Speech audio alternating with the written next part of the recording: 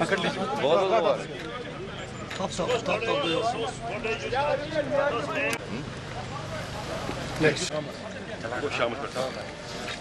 Thank you. ठीक, मैंने इनके बेटा यहाँ से बेटा। हाँ, थोड़ा साइड कुर्सी बनी है यस सर जी बनी है यहाँ सर 16 हाँ इंसेंटिव इसमें देते हैं। इसमें 12 लाख इसकी 40 4 लाख है उसका। इसमें मिल्क में ट्रांसपोर्टेशन के लिए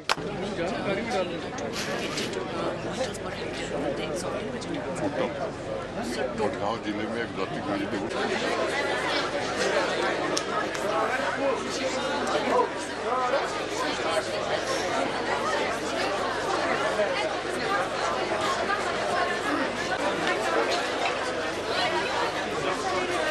Please rise for the love and respect of national anthem.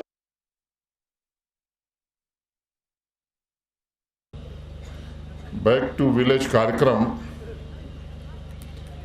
मुझे लगता है कि ये विकास, जन भागीदारी और जन जागृति का एक महा-उत्सव है।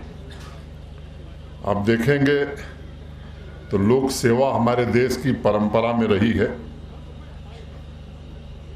और पंचायत ही एक ऐसा माध्यम है जिससे सुविधाएं हर घर तक, हर नागरिक तक पहुंचाई जा सकती हैं।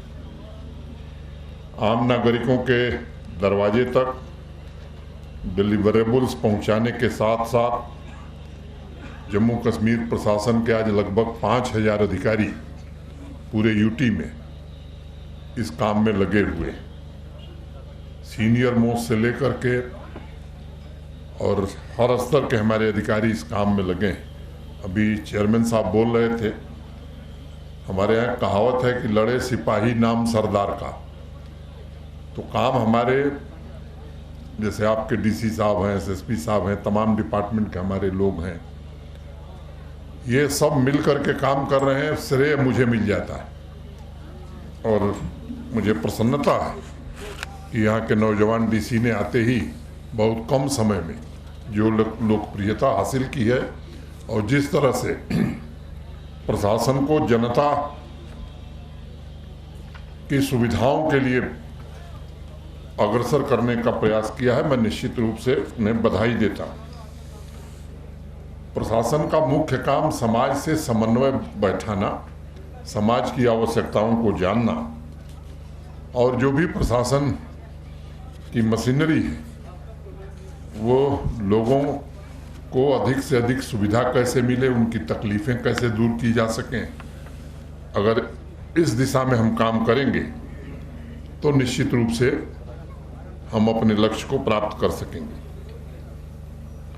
समस्या तभी उत्पन्न होती है जब प्रशासनिक शून्यता हो जाए, जब लोगों का दुख दर्द, लोगों की आवश्यकता अगर प्रशासन को नहीं मालूम हो रहा है तो वो प्रशासन सफल नहीं हो सकता है। इसलिए संवाद हमारे प्रशासन का सबसे महत्वपूर्ण अंग होना चाहिए। इस बार बैक टू विलेज यहाँ एक कवायद बन गई थी कि जब भी कोई इस तरह का कार्यक्रम हो तो साहब बिल्डिंग बना दीजिए, तो स्कूल बना दीजिए, तो सड़क बना दीजिए। मुझे लगता है कि उससे ज़्यादा जरूरी जो सुविधाओं का हक हमको है वो सुविधाएं सामान्य रूप से हर नागरिक को मिल जाए, ये कोशिश की जा रही है।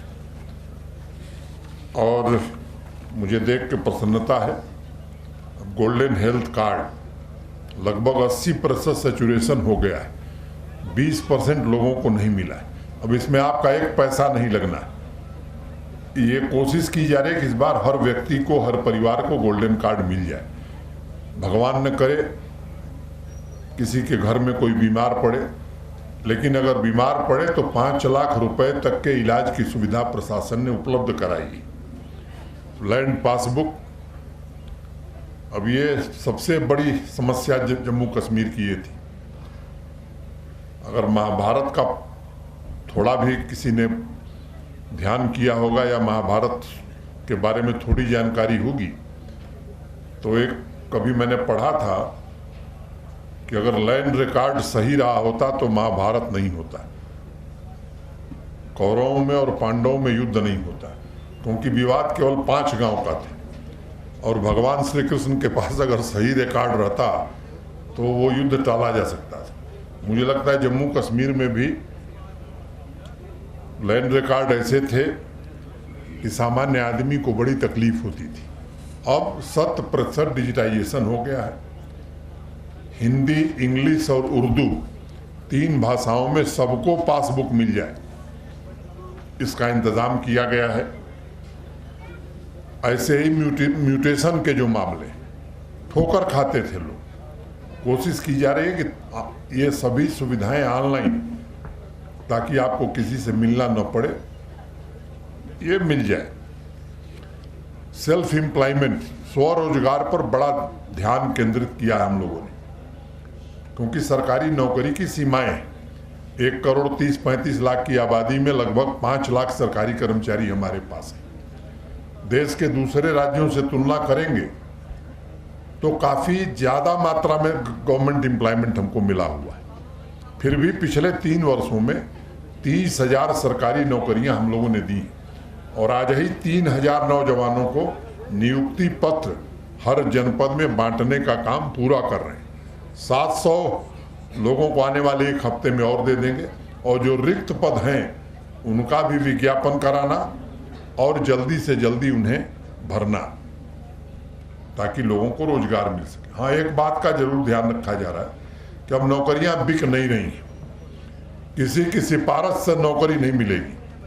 कोई किसी के घर का बच्चा है या किसी पॉलिटिकल पार्टी का है या एलजी साहब का जानने वाला है या चीफ सेक्रेटरी या डिप्कॉम साहब का जानने वाला है, उसको भी कोई लाभ अतिरिक्त नहीं मिलने वाला है। जिसमें मेरिट होगी, जिसमें टैलेंट होगा, नौकरी उसी को मिलेगी। ये पारदर्शी व्यवस्था कायम करने की कोशिश की गई। अब सरकारी नौकरी के साथ साथ सेल्फ एम्प्लॉयमेंट देना ये बड़ा आवश्यक है। और मैंने देखा है पिछले 2 सालों में हमारे अनेक नौजवान केवल स्वरोजगार नहीं कर रहे हैं, सेल्फ एम्प्लॉयड नहीं हुए, बल्कि कई लोगों को रोजगार दे रहे हैं। और आज भी मैंने कई नौजवानों को यहाँ दिया है। मेरे आपके डीसी साहब ने बताया कि पूरा सर्वे कराया है जिले में, 16,000 से ज़्यादा नौजवान यहाँ सेल्फ एम्प्लॉयमेंट चाहता है। ये हम कोशिश करेंगे और हम आपको आश्वस्त करना चाहते हैं कि जितने नौजवान सेल्फ एम्प्लॉयमेंट के लिए आगे आए हैं उनको 100% उनका सैचुरेशन करा दिया जाए। उनको बिना किसी कोलेटरल के बैंक पैसा देगा 10 लाख रुपए तक।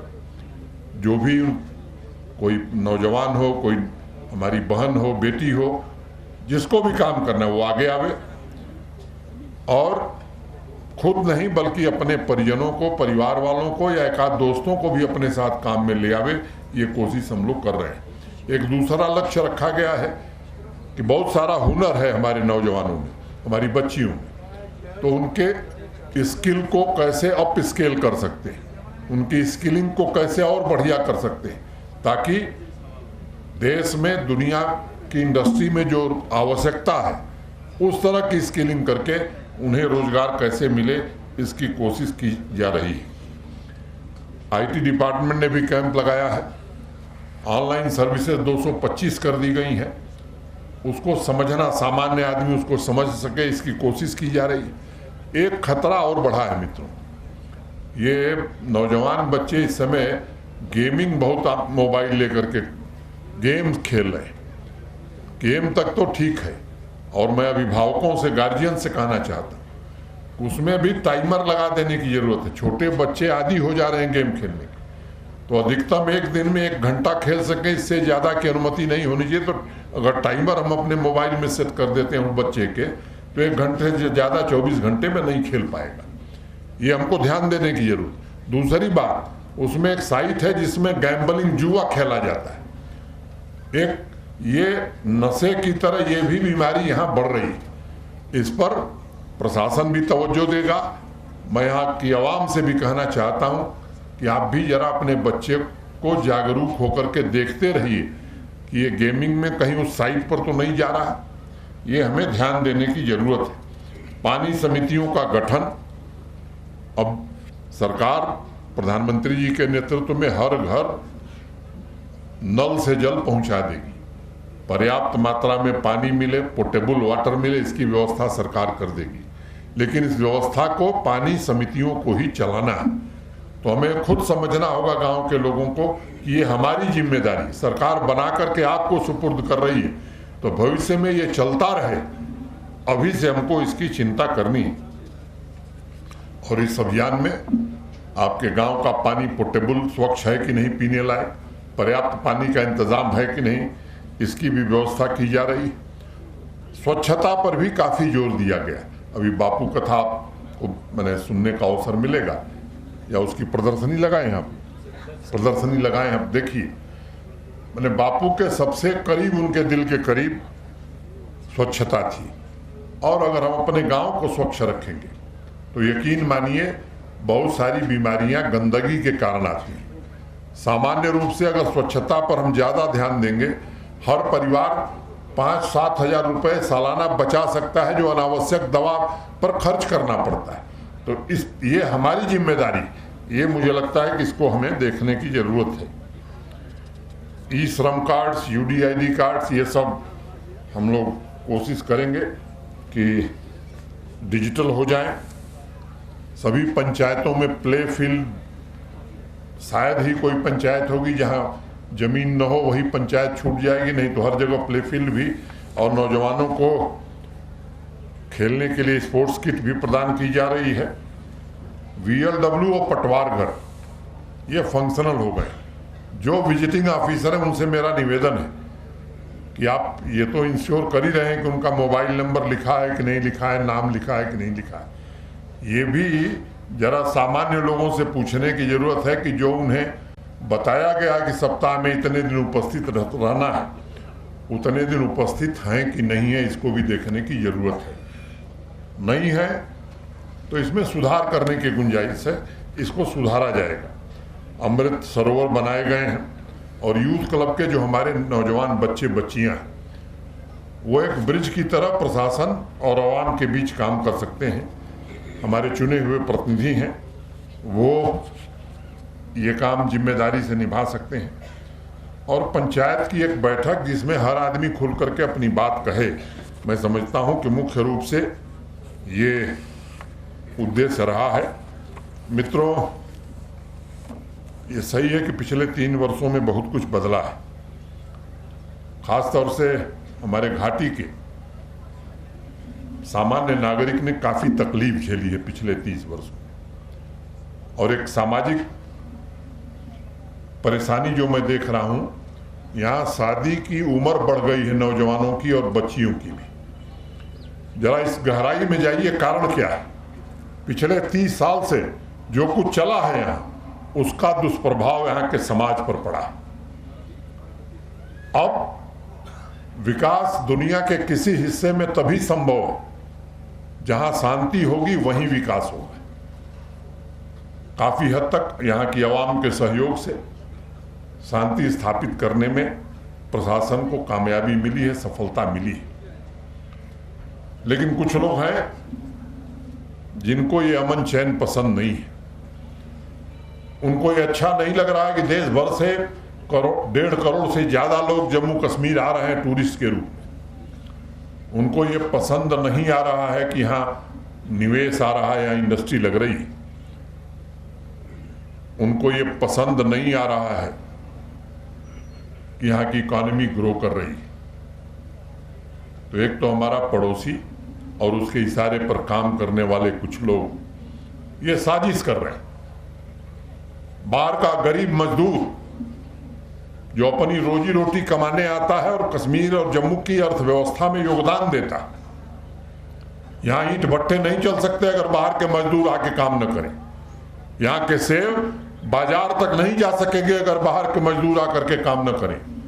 तो जो लोग उन निरपराध और निर्दोष लोगों की हत्या कर रहे हैं, आप समझिए कि वो आपकी हत्या है, उस गरीब आदमी की हत्या नहीं। कल अगर ये दहशत पूरे देश में फैल गई तो आप यकीन मानिए न यहाँ ईंट बनेगी न यहाँ फल तोड़े जाएंगे। ये बड़ी परेशानी आपकी होने वाली। सिक्योरिटी फोर्सेस अपना काम कर रही हैं, लेकिन आवाम को भी इसके लिए आगे आने की जरूरत है। और मैं आपसे निवेदन करना चाहता हूँ कि इस पर आप खुद विचार करिए। 2-3 वर्षों में बड़ा परिवर्तन आया। अब खुल के लोग ऐसी घटनाओं के खिलाफ खुल करके लोग बोलने लगे हैं। ये बड़ा परिवर्तन है समाज का। लेकिन कुछ निहित स्वार्थी लोग हैं यहां।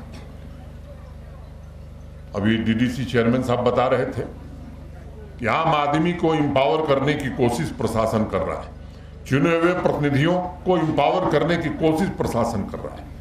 उनको लगता है कि अगर ये लोग इंपावर हो गए तो फिर हमारा काम क्या रह जाएगा। इसलिए कुछ इस तरह के बयान दे देना ताकि लोग बहकावे में आए, दूसरे देश के इशारे पर कुछ काम करना और उन लोगों को महिमा मंडित करना जो समाज के दुश्मन हैं, जिनके हाथ निरपराध लोगों के खून से सने हुए।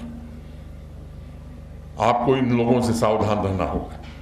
मैं आपसे निवेदन करना चाहता हूं कि अब समय आ गया है कि हिंसा को निर्णायक रूप से समाप्त किया जा सकता है।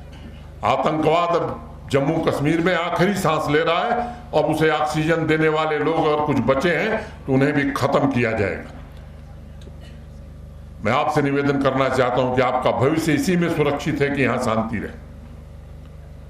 पूरी दुनिया में पूरे देश के नौजवान किस दिशा में जा रहे हैं, और यहां कुछ लोग हैं जो नौजवानों को गुमराह करके उनके कंधे पर बंदूक लगाकर अपनी रोटियां सेकना चाहते हैं स्वार्थ की। इससे सावधान रहने की जरूरत है।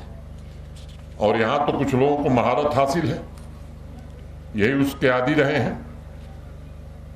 ये सुरक्षा बलों को भी भ्रमित करते हैं, आवाम को भी भ्रमित करते हैं। इनके चेहरे जो दिखते हैं वो नहीं है, इनके चेहरों को पहचानने की जरूरत है। और मैं आपको एक भरोसा देना चाहता हूं कि हम सब निश्चित रूप से ये कोशिश कर रहे हैं कि आपकी जो सामान्य जरूरतें हैं, एक सभ्य समाज की जो नागरिक आवश्यकताएं, उनकी पूर्ति ठीक ढंग से की जा सके। कुछ लोग हैं जो छोटी छोटी बातों को एग्जैगरेट करके सेलेक्टिव ढंग से एक यहाँ नैरेटिव चलाने की कोशिश करते हैं। आप खुद समझिए, ये आपके हित ऐसी नहीं है। उन्होंने कला सीखी है और अब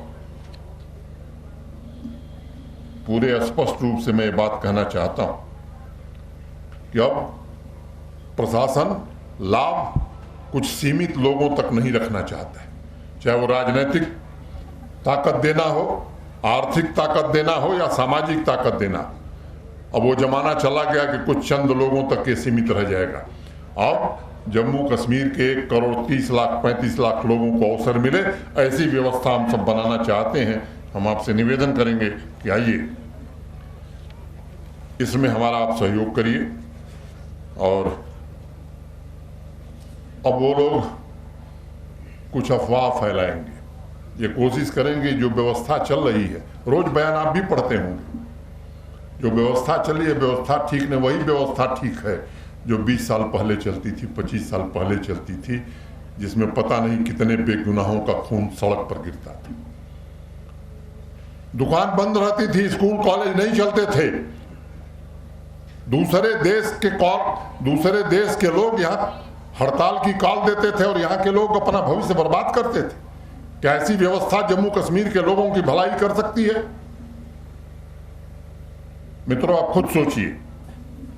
मैं आपसे निवेदन करना चाहता हूं कि आम नागरिक ये महसूस करने लगा है और आम नागरिक ताकतवर बने, ये निश्चित रूप से हमारी कोशिश होगी। और हम सब आपसे निवेदन करना चाहते हैं कि ऐसे लोगों के बहकावे में आने की जरूरत नहीं है। आपको कोई तकलीफ, मैंने बार बार कहा है कि हमारी नीति बड़ी स्पष्ट है, किसी बेगुनाह को पुलिस नहीं छेड़ेगी। मैं आपकी सभा में कहना चाहता हूं, किसी बेगुनाह आदमी के साथ पुलिस ज्यादती करती है, ये विजय कुमार जी हमारे डीजीपी हैं, इनको आप बताइए। मैं आपको 100% भरोसा दे रहा हूं कि तुरंत उसके खिलाफ कार्रवाई की जाए। हाँ, लेकिन अगर कोई गुनाह करेगा, कोई नौजवानों को ले आकर के नशा के दलदल में ढकेलेगा, तो उसके खिलाफ कार्रवाई होगी।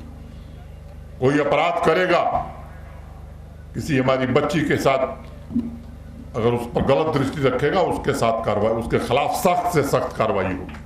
कोई आतंकवाद को बढ़ावा देगा उसके खिलाफ सख्त से सख्त कार्रवाई होगी। ये मुझे लगता है कि सब प्रशासन की यही नीति होनी चाहिए। और अगर कहीं आपको लगता है कि नहीं आपके साथ अन्याय हो रहा है, आप बताइए, हम आपको भरोसा देते हैं कि हम कोशिश करेंगे कि किसी भी व्यक्ति के, किसी सामान्य नागरिक के साथ कोई दुर्व्यवहार या कोई व्यवहार प्रशासन और पुलिस की ओर से न हो। हमारे प्रशासन के साथियों ने खास बहुत ही मेहनत करके इस व्यवस्था को बदलने में अपना खून पसीना बहाया, बहुत मेहनत किया। नहीं तो हम भी 35-40 साल से इसी सामाजिक जीवन में, डीसी के दरवाजे पहुंचना, एसएसपी के घर पर पहुंच जाना, रविवार और बुधवार छोड़ करके रोज 1-1.5 घंटे लोगों से मिलना, ब्लॉक दिवस में लोगों की समस्याओं को सुनना, थाना दिवस में आवाम की समस्या को समझना और उसको दूर करना, ये व्यवस्थाएं आम आदमी को मजबूत कर रही हैं। मैं यहाँ के डीसी, यहाँ के एसएसपी, जिला इंतजामिया के सभी अपने साथियों को मैं हृदय से साधुवाद देना चाहता हूँ और उनसे निवेदन करना चाहता हूँ कि आम नागरिक की खुशहाली ही प्रशासन की सच्ची खुशहाली होती है। आम नागरिक अगर प्रसन्न है तो समझिए कि हाँ, आपने अच्छा काम किया है। आपके व्यक्तिगत व्यवहार से, आपके आचरण से आवाम में यह संदेश जाना चाहिए कि नहीं, ये प्रशासन सामान्य आदमी के लिए है, कुछ विशेष लोगों के लिए नहीं। जो संपन्न लोग हैं, जो प्रभावशाली लोग हैं, उनके पास बहुत रास्ते हैं। वो तो कल हमारे पास पहुंच जाएंगे, यहाँ नहीं समाधान होगा दिल्ली पहुंच जाएंगे। लेकिन वो गरीब आदमी जो गांव में बैठा हुआ है, वो कॉमन मैन जिसको कोई नहीं जानता, उसे कोई दिक्कत ना हो, मैं आपसे निवेदन करना चाहता हूं। ये अभियान ग्राम स्वराज की संकल्पना को मजबूत करता है और जनप्रतिनिधियों के साथ बेहतर तालमेल बनाना, इसी से सुशासन कायम होगा। किसी से कोई भय खाने की जरूरत नहीं और स्पष्ट और सही बात कहना। कोई आता है कि 4 सड़क बना दिए, हमारे पास एक इतना पैसा नहीं कि 1 साल में 4 बना देंगे। एक बना सकते हैं, कहेंगे एक बनेगा, आगे फिर देखेंगे। लेकिन जो कहेंगे वो करेंगे, ये जरूर हमें करना चाहिए। जो नहीं हो सकता है वो लोगों को बताना चाहिए। और जितनी हम जनप्रतिनिधियों से चर्चा करेंगे, मैं मानता हूं कि जनप्रतिनिधि भी बड़े लोगों की आकांक्षाओं को लेकर के किसी के पास जाते हैं और उनसे भी मेरा निवेदन है, एक आदर्श जनप्रतिनिधि के नाते कैसे समाज मजबूत हो, कैसे ये व्यवस्था मजबूत हो, इसमें आप भी योगदान करिए। और इतनी बात कह करके मुझे कहीं जाना है। मैं आप सबके प्रति हृदय से कृतज्ञता ज्ञापित करते हुए, और ये जो नौजवान साथी बैठे हैं, स्पोर्ट्स किट आपको मिली है, स्पोर्ट्स इंफ्रास्ट्रक्चर जम्मू कश्मीर का बेहतर हो, इसकी कोशिश काफ़ी की जा रही है। लक्ष्य का रखा गया कि 35 लाख हमारे बच्चे और बच्चियां इस साल स्पोर्ट्स एक्टिविटीज़ में भाग लें। राष्ट्रीय और अंतर्राष्ट्रीय स्तर के टूर्नामेंट अब जम्मू कश्मीर में होने लगे हैं। लगभग सभी जिलों में आउटडोर स्टेडियम में का दुक्का एक किश्तवाड़ रह गया जहां इंडोर स्टेडियम नहीं है, रामबन है जहां जमीन नहीं है, नहीं तो सामान्यतः हर जगह बना दिए गए। अब इसको नीचे तक ले जाने की कोशिश की जा रही कि नीचे तक भी ये सुविधाएं पहुंचे। और अब स्पोर्ट्स मैन का कैरियर 14 के बाद यहाँ कोई स्पोर्ट्स कोटे में नियुक्ति नहीं हुई। हाईकोर्ट ने एक स्टे दे दिया। अब एक नई पॉलिसी बनाई गई है। अब स्पोर्ट्समैन अच्छा खिलाड़ी है तो वो केवल क्लर्क और क्लास 4 की नौकरी नहीं, गजेटेड अफसर बन सकता है, इसकी भी व्यवस्था की गई। और दूसरी बात, जो माननीय प्रधानमंत्री जी के नेतृत्व में भारत सरकार ने नेशनल एजुकेशन पॉलिसी लाई, अब आपके करिकुलम में भी स्पोर्ट्स अगर आप खेलते हैं तो वो भी आपकी मार्कशीट में दर्ज होगा, केवल पढ़ाई नहीं दर्ज होगी। जब हम लोग पढ़ते थे तो कहा जाता था कि पढ़ोगे लिखोगे तो बनोगे महान और खेलोगे कूदोगे तो, अब अगला सब थोड़ा ठीक नहीं, मैं नहीं कहूँ, तो हम लोगों को रोका जाता था। हमारे पेरेंट्स कहते रहे पढ़ो, क्या कर रहे हो।